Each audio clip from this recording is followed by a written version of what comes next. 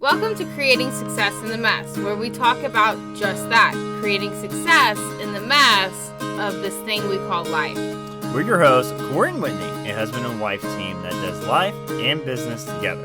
In this podcast, we share our struggles and funny moments as we have journeyed growing our family, our faith, and businesses. We share inspiration, motivation, and practical tips and tricks to help you build yourself and a life you love. We invite you to join us every week on the podcast, and we can't wait to create success in the mess together. Well, hello, friends, and welcome to today's episode. We're going to have a nice little topic here known as poverty mindset. So when I think about this, I'm always thinking about this in regards to my bank account. Whether it's personal, whether it's business, it doesn't matter, because whatever my mindset is of what I believe money is or is not is going to reflect to my bank account. Absolutely so. Absolutely. So today we wanted to really get into the deep levels of why we don't actually accept and receive certain amounts of money in our life and where those things actually come from. Right. I think we have quite a few skewed views. I think that we were given ideas and thought patterns and belief systems and everything that kind of like reinforce certain things that actually keep us stuck in the level of abundance or money, like that. Right. We're like stuck because we were told to do something a certain way. And so like what I'm thinking about is like we had another podcast episode and it was about addicted to the struggle, right? Mm-hmm. And so like I had this mindset idea of like, hey, I'm going to go to college. I'm going to get a 4-year degree. I'm going to make a career out of it. And now looking back, I'm like, that was a lot of struggle. Right. And I really didn't receive that much more money than as if I just not gone to college, you know? Right. No, yeah, you're right. And so it was kind of like I did all this work and did all these things I was told to do, mm-hmm. but I didn't necessarily see a change in my bank account. Yeah. And so I'm starting. You did see a change in your bank account. You got debt. You got debt.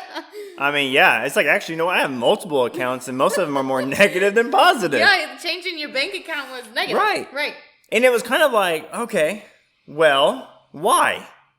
And so really had to kind of dig in and think like, why am I not accepting more than that? I think it was not only that, like you thought you were furthering, right? Like we were told go to college and make more money. We went to college and like then we were making money, but at the same time, now it was offset with all this debt, this amount of debt that we had to pay to go to college. And so were we actually really making money? No. And so we went and we did the hard work, mm-hmm. and we did what we were told we, should do to make more money. And while like obviously being a teacher is going to pay you more than, working at McDonald's or something, you made more, but then your debt was more. So it kind of really offset mm-hmm. each other. Along the way, you were working hard. Like you were doing harder work. Yeah, but like you said one thing, we were told. Correct. And so essentially we were doing something else that somebody essentially put on us, and we mm-hmm. thought that was correct or thought that was right. It's like, oh, this is the rule, this is the way of life, like this is how you do it. And I think when you do that, you're going to limit whatever it is mm-hmm. that you have by what they told you. So I think sometimes like when we're kind of young and like ignorant to a degree because we don't know any better. We're forming like our basis of knowledge, right? Right. Yeah. And as humans, we naturally are wanting to, when we're born, we start learning from our, what we're taught and what we experience. And so that is forming our basis of knowledge. And so to further advance ourselves or to make more money or learn how to deal with money or, all of that is we learn that.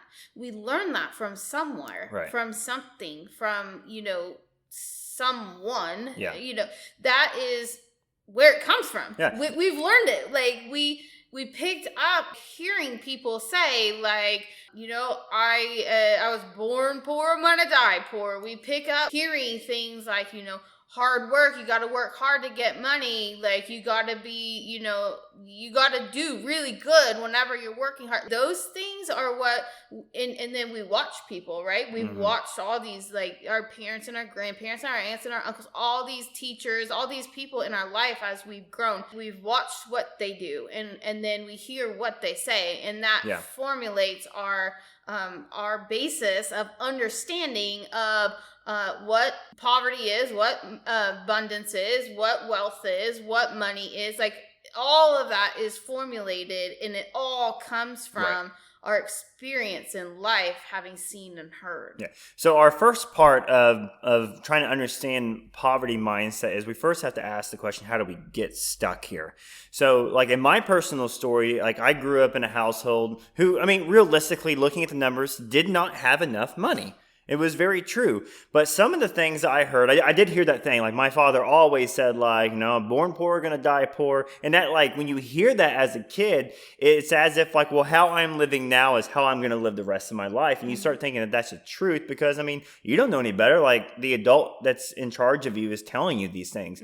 But then it's almost like, well, you got to work hard if you want to make money. So then it's like, okay, so then money doesn't come easy. So then if I did get it easy, well, that would feel yucky and that would feel wrong. And I must be selfish because I did that. So that's wrong. And then, like, or as a kid, it's like, oh, can I get this at the store? Oh, no, we don't have money for that. Oh, yeah, I forgot. We're broke. We're in poverty. This or is just the way it is. Like, this is what I got to get used to. What are you doing wearing your socks out there in the yard? You're going to ruin your socks. We're going to buy you some more. And it's kind of like they're socks. Like, and I've even found myself as a father repeating these same things. And so in my household, it's that, right? Right. But then I go to a school building, right? So from kindergarten up to senior year. And then who's teaching? Who's actually spending all the time with the kids in the classroom? Teachers. Who we all, come on, everyone says that teachers are underpaid. Well, if we paid teachers. So you literally have people who are literally living below the poverty, like right at the poverty grade line. Paycheck to paycheck. Paycheck to paycheck. With debt, because they got to get a degree. With debt, because, you're required to have a degree in continuing education, right? Right. And so these are in their own understanding and baggage from their raising of what money is. And this is literally what I went to school every day with. Anyone else with me? Did you go? Was this you? Did you hear things in your household? Did you go to the classroom and get the same experience? And so it's like, okay, part one of this podcast is, how do we get stuck in poverty mindset? Where did we come from? What did we hear? What did we see? Because it's not just what we heard, it's actually what we saw too. And sometimes I think it's what we see is almost more powerful than what we heard. Like, I think what we hear just reinforces what we saw people living. Yeah, and I think we get stuck here because we don't even recognize what happened. Like, I think the vast majority of the world just doesn't even recognize that, like, it isn't just the way that it is, like, we're stuck whenever we don't stop and recognize or investigate, where did it come from? Like, why do I believe that? We have things that go in our mind all the time. Like, we hear somebody say, like, you're going to be, I was born poor, I'm just going to die poor. This is just the way it is for me. You hear that, and then you pick that up, and then before you even know it, or maybe, a lot of the things that our mind is saying, we don't even actually know it's saying. It's just, like, in there saying it. Yeah. And then whenever we get stuck because we're just taking that, and then we're just, like, rehearsing that in our mind, and we don't actually ever even stop and think, well, wait a minute, who said that? Like, who said so? Like, wait a minute, like, where did that come from? And why would I think that? Or, like, we're stuck just performing on autopilot rather than stopping and examining, like, wait a minute, that's interesting. Let me kind of think about this a second, and we don't, a lot of us don't even realize, like, we're stuck. Yeah, I didn't realize I had so many poverty mindset cues in my head until I had done some work on myself and really started writing down. Right. And I realized, like, wow, I really believe a lot of the things that my dad said and kind of lived towards. And then I look at where he's at, and I'm like, he literally called in what in my childhood. And now I look and go, like, I'm no longer going to call that in. Well, he called it in because, like, he keeps rehearsing it in his brain. And so then the only way that he takes action is is in ways Right. that align with that thought pattern in his mind. Right. Which leads us into the next topic of, once we do stop and we think and we identify like what the little voices of, in our mind is saying about money and how we get money and how we build wealth, and what does wealth mean, and what does it mean if you have money, and what do I think people think about me, which by the way is a lie, if I have money, when we stop and we do that first, and then the next step is what? Action, like getting unstuck. Right. And so 9 times out of 10, then like you stop and you think like, okay, wait a minute, I might have been poor, but I don't actually have to die poor. And so I don't want to be in poverty anymore. I'm not gonna like look like I'm poor. I'm not going to, I deserve to have a nice car. Like, we start thinking those things, and we do what? We break chains rather than holding them. To a degree, but then a lot of times we can go put ourselves back in a chain, right?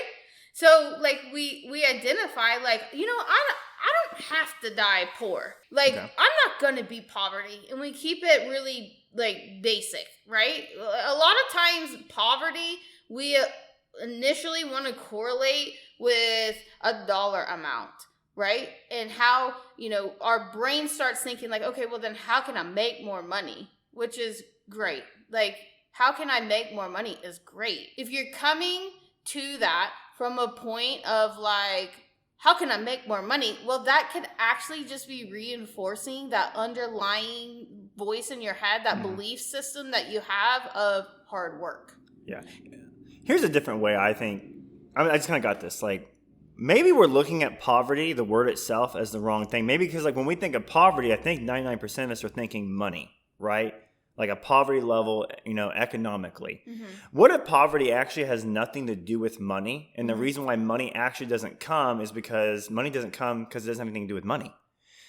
It has to do with how we feel about ourselves. And so realistically, it's abundance. We don't have abundance. Well, abundance of what? Abundance of love, compassion, joy. No, you're 100% right. You're 100% right. And we should have probably started the whole dang podcast defining what the heck is poverty. Like, poverty, we have been taught in this, system that we live in is correlated with a specific dollar amount of money, right?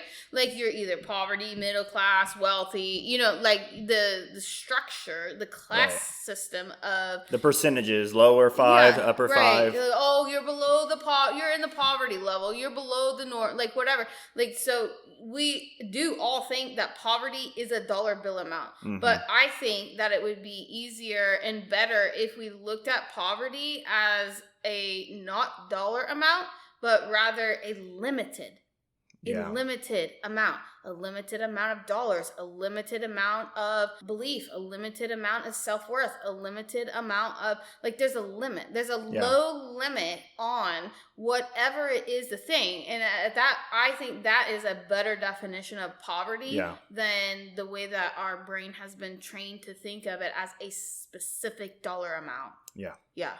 No, I think that's really good.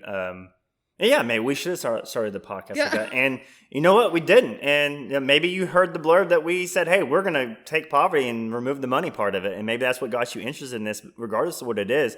Like, we really do. We're all human beings. And we say this all the time because we do a lot of like entrepreneurial like business. We help people with like, next step in success and whatnot. But it doesn't matter like whether you work, you're a manager, you own something. We're all human beings, and we all have feelings, and we all have to uncover stuff that really just kind of holds us back. And so like poverty is really like what you said. It's just a limitation of something. And the opposite of limit is abundance. And so if your limit is like, I never felt accepted and loved growing up. Okay, that's a poverty like limit of love. And you're looking for the abundance. And so how can you become self-aware? How can you become self-loving for yourself and know that who you are can be somewhere? Right. And I think that a lot of times we think that, we tie it to the dollar amount, and then we think these underlying beliefs. I think you have to get to the underlying belief that goes with the thought that you're having. Mm-hmm. And I think that a lot of times those underlying beliefs are really limited. Mm-hmm. Like they're a lack, they're small, they're a limited belief. And so then when we try to go and we try to get out of poverty in whatever way, like we try to get out of poverty in the financial aspect, then we think like, okay, like I'm gonna go and I'm gonna buy a truck, and I'm gonna have a nice car, and I'm gonna have a nice house, and we do this, and that's fine, and you can do that. But if you don't actually address the limited thought and belief system going on underneath, then now you just have a nice truck, and you know what you're going to end up doing? You're going to end up with that limited thought pattern in your brain telling you, okay, now you need to generate more money. Okay, now you need to work harder so you can get more money. So now and all that's doing is keeping you on that hamster wheel of like that hard work, that pattern of the addiction to struggle, right? Yeah. Because it's not really actually the thing. It's not the truck. It's not the, it's not the thing that is going to get you out of financial lack. It's actually addressing the underlying belief. And so like maybe you don't have to actually work harder. Maybe you just have to actually have a little more self-worth and self-esteem, self-value, maybe you already have a product that you're selling, and it's $50, and maybe all you actually have to do is value yourself and what you're giving a little more and raise the price. Maybe you add a little extra value to the product that you already have that you're selling and raise the price. I mean, who says you have to go take a second and a third job? Who says that you can't just like make what you're doing worth more, which makes it easier? But our train of thought and our underlying belief in there talking makes us want to think like, okay, now I need to go get a second job and a third job and a fifth job. When in reality, maybe like if we would address that voice in our head, that belief system that we were given, and we could just go get one job that pays more. I mean, sometimes this is my problem I have with the hustle culture.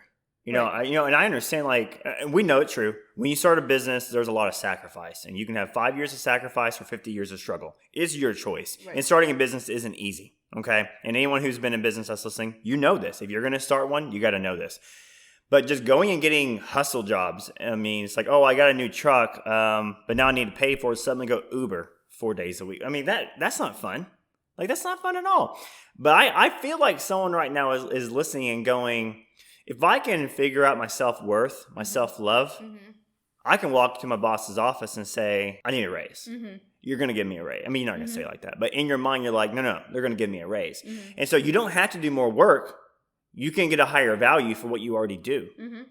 And for some people, you might find it may not even be what you're doing in the company. You may even start some. I remember one time we heard a story like of someone who actually started a podcast for the company, and that became her full-time job.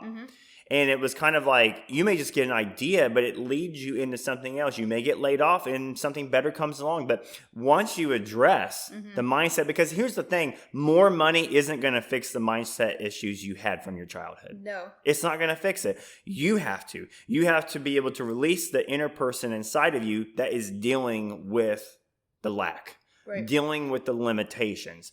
And once you deal with that and you begin to accept who you are as yourself, and you begin to accept abundance as for whatever it is, you can find ease. And ease comes with value, and the value comes with whatever it is that you're looking for. And then you're leading yourself out of poverty from a place that's going to last for 50 years rather than the opposite. Yeah, so a real life example for me is I paint and I can create, and it comes really easy to me. And so when we first started our furniture refinishing business, we would sit there and have to put a price on what we did or what we, could do for someone else's furniture, right?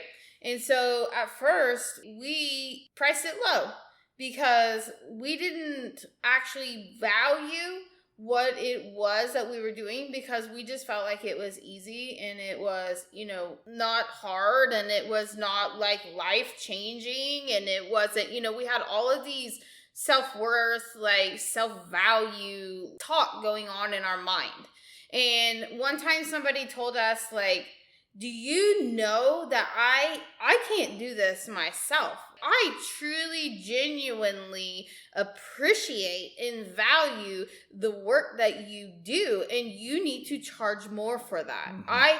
I can't do this, but there is something that I can do that you can't do. Like, if you're a CPA, like, more power to you. I can't do that, and I am willing to throw down the money to have you do that for me, And so when she said that, I was like, that is so true. Like, that is really true. I'm sitting over here charging a low amount because I, my self-worth and my value for my skill and my talent and my everything is reflecting in the amount that I'm charging you. Yeah. And it looks pathetic. Yeah. And then it corresponds to my bank account as not enough. Yeah. And so at that point, I was like, you're right. And so, like, I raised the price. Yeah. And when I raised the price, it was scary. It was scary because inside of me, I still was questioning, like, I don't know if I'm worth this. I don't know if, what if they reject it? Yeah. Like, all of those things came in, my mind. And what happened was nothing. Nothing happened except more money went in my bank account. And I'm going to explain why. So you sit here and you want to charge little for something you're an expert in. But when it came to the CPA, it didn't matter what dollar amount they threw out. We were going to, they could say 3, 7, 1,000. I'm over here like, you know what you're doing. Okay. Yeah. And so the money wasn't a problem for me giving. No. Money was a problem with me receiving. Exactly. Yes. And so, like, you got to charge your worth. Well, that's confusing. It is. Because you might not feel worth. Like, and that's where it is important that you really work on your mindset and your inside and your internal, because like, if you don't feel worth, you cannot receive. Right. It doesn't matter. I mean, the money's out there. The people are gonna pay. The people have value for whatever it is that you have. And if you don't feel the worth and you don't have your hands open, ready to receive, they're going to go find someone that has their hands open, ready to receive. Yeah. There is no lack of money, and there is no lack of people paying for whatever it is that you have. The lack is within you opening your hands to receive. Yeah. That is the key turning point. That is probably I want to say it's the most difficult, but like, once you get it, like, it's so easy. It is. Because it's not hard work. Right. So I want to continue with this. So you do get it once you get it. And so we had this furniture refinishing business, and we were charging low, and we were in an area, and people, I'm going to be honest with you, I think in the area that we were in, God was giving customers and clients to us that had, they were not in lack, they were in more of an abundant mindset. And so we were kind of like, in a way, learning through this process, and we started charging more for what we were doing. And we got to a point where we were at a pretty high value amount, and people didn't say no. Like, they wanted our quality, they wanted us, and we charged good money. I mean, we were making good money doing this. And then we felt led to move. And so we literally moved, and we were no longer in the area that we had built this company in, and we literally moved this company somewhere else. And when we got there, everybody who was asking us to do work for them, they weren't even wanting to pay half of what we were charging in our previous place. I mean, imagine if you were charging $2,000 for something, and then you couldn't even get anyone to pay you $1,000 for it. And it was like, what the heck? Like, this doesn't seem right. Like, when we didn't want to lower our value. And then we started realizing, okay. Then we started hearing people telling us there's people who've been in this place before doing what you're doing, and they would charge $100 or $200 or this. And we were like, okay. So the status quo that was established here was people who were doing what we were doing were charging low amounts of money out of a poverty mindset. And then when we got here, people expected the same. But you know what we ended up doing? We didn't lower it. We stayed with it. And we put the copy out in our marketing. And we designed our website in the way. And you know what happened? The right people started coming. Mm-hmm. The people who wanted us, that came from our previous place that we were in, that we always got those customers, guess what? They came. Mm-hmm. It took a little bit because we had to get to a place where we weren't going to lower down to a place that was going to be hustle and a lot of work for little. Mm-hmm. We just found the way to have the right vibe and accept the people that were our clientele. And they came in a completely different place, in a place where people used to pay for poverty level mm-hmm. or a low amount. And so it is, like you said, like once we got it, mm-hmm. we kind of had it. Right. And then when we moved it, we were presented with the like, are you going to do it? Go back to hard work? Hard work for nothing? Yeah. And it was like, oh. And you know what? That voice in our brain showed up. And we mm-hmm. were like, okay, now hard work for little, for little. And it didn't sit fully right. Like we didn't like default into it. We were able to recognize that voice in our mind. Yeah. And so it was easier to not make the decisions that led us into the hard work, our limiting belief system, but yet make the decisions that kept us in our abundant mindset space. Right. And that's hard. I mean, sometimes it's scary, and sometimes fear, makes you not want to accept money online or put your business out to the masses or stay local instead of getting your business online or shipping something out because it might be hard or confusing to figure out. Like sometimes fear and that mindset and our set core system of, talking and beliefs down there can really step in and want to sabotage our what we do. And so we have to identify and recognize what those voices inside are saying so that when we are at the point of action and making decisions, we can recognize at what place we're coming from. Yeah. Are we coming from the place of poverty, lack, scarcity, not enough, limitedness? Or are we coming from the place of aware and worthy and able to receive? We have to come from the place of having our hands open to receive. If we do not have our hands open to receive from people, we will not make money, and our bank account will show it. And that is the point where we don't want to be. And as simple as just receiving, I mean, I know it sounds like so crazy, but that is it. Mm-hmm. It doesn't have to be hard work. It doesn't have to be another job. It doesn't have to be. It simply can just be, I am worthy of receiving love, compassion, X amount of dollars. Yeah. Right. Appreciation. Dropping control and allowing other people to actually help you, because it was other people. We didn't get this by ourselves. Just like we had the people who instilled the negative, it took people around us. It took that customer that's like, what are you doing charging so little for this? You need to charge more. You know what? I'm actually going to pay you more for this. And it was kind of like, what? That's not what we quoted you. Why are you paying more than you quoted? I mean, I literally had a guy write a check for $400 more than what I quoted. And I'm like, why are you doing that? And he says, because you're worth so much more than that, and I need you to understand that.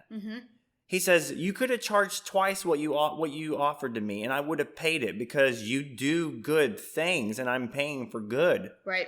And it was like, this is not what my father told me, though.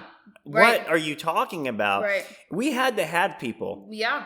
We had to have people that literally walk beside, because it wasn't easy getting through this. No. And it was like, oh, I'm doing wrong. Oh, this is yucky. How am I accepting $400 from a man? I didn't ask for that. I didn't ask. No, you won't receive it. Yeah. Just receive it. Yep. Yes.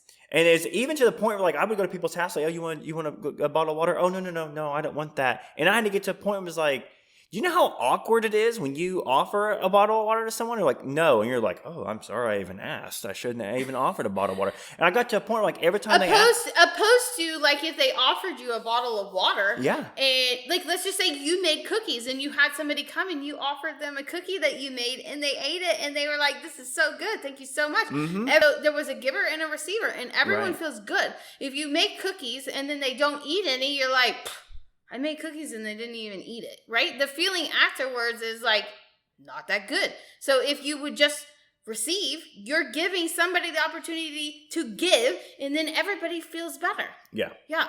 Both are giving and both are receiving. Right. So the key to getting unstuck out of poverty and into abundance, whether it's money or love or self-respect or self-aware or value or anything, is literally in receiving it. Yeah. It's literally in knowing I am worth one job. I am worth relaxation. I am worth X amount of dollars. I am worth being fully loved for who I am. Like, I am worth this.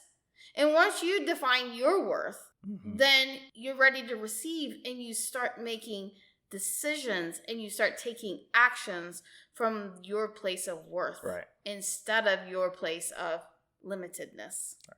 So if you're ready to move forward in your life, if you are wanting more, book a discovery call with us. You can DM us on our socials. You can get to our website. Get a hold of us. Let's book a discovery call. Let's spend 15 minutes. Let's talk and let's move you forward. And you are not alone, by the way. Sometimes it's a little hairy and it's a little scary and it's uncomfortable. And we had people walk alongside us because we felt all those feelings. Yeah. And that is the sole purpose and the sole reason we offer our Next Step Accountability Coaching Program, right, is because you have to have support in rewiring just as much as you had the initial learning in the beginning. Right. Without our coaches that me and Whitney had, we would never be in a position right here to be on the other side of this mic and even talk to you. You have to have other people. And sometimes, like, it's just someone who's been through what you're walking through that can help you. Mm-hmm. It can be someone that has an ear and a voice of advice. And if you feel that way, hey, we're here. Right. And we would love to give.